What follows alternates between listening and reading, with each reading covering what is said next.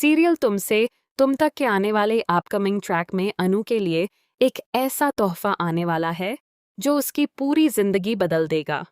इसे तोहफा कहना भी शायद गलत होगा, क्योंकि अब अनु के जीवन का सबसे बड़ा रहस्यमयी सच सामने आने वाला है। अनु को जालंधर की एक चिट्ठी मिलती है। उस चिट्ठी में आर्यवर्धन के अतीत के काले राज्य का जिक्र होता है।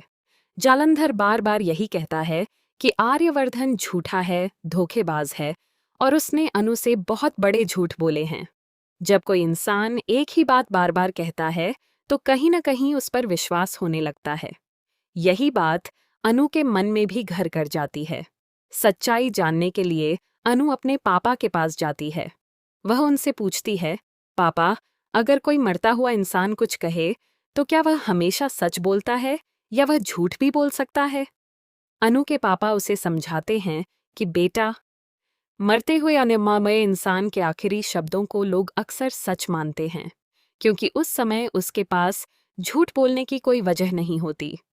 अपने पापा की बात सुनकर अनु और भी ज्यादा परेशान हो जाती है। वह सोचने लगती है कि क्या सचमुच आर्यवर्धन उसे धोखा दे रहे हैं। यह सोचकर वह अपने अतीत की बातें याद करने लगती है।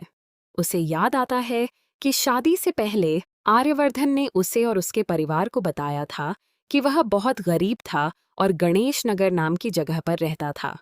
इसी बात की सच्चाई जानने के लिए अनु उस इलाके में पहुंचती है और वहां बैठे कुछ बुजुर्गों से पूछती है, अंकल, गणेश नगर किधर है? लेकिन उन लोगों का जवाब सुनकर अनु के पैरों तले जमीन खिसक जाती है। वे कहते हैं, बिटिया, यहाँ गणेश नगर नाम की कोई जगह है ही नहीं। यह सुनते ही अनु के होश उड़ जाते हैं। उसके रोंगटे खड़े हो जाते हैं और वह पूरी तरह सदमे में आ जाती है।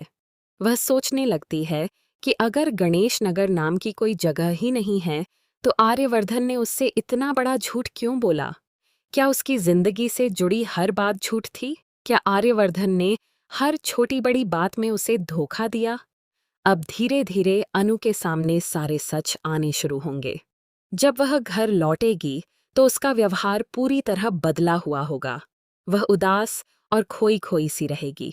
आर्यवर्धन को भी उस पर शक होने लगेगा कि आखिर अनु उसके साथ पहले जैसा व्यवहार क्यों नहीं कर रही और उससे बात करने से क्यों बच रही है। वहीं दूसरी तरफ मीरा और यशवर्धन की प्रेम कहानी भी नया मोड़ लेने वाली है। यशवर्धन मीरा के लिए गुलाब लेकर आता है, लेकिन मीरा के इरादे बिल्कुल अलग हैं।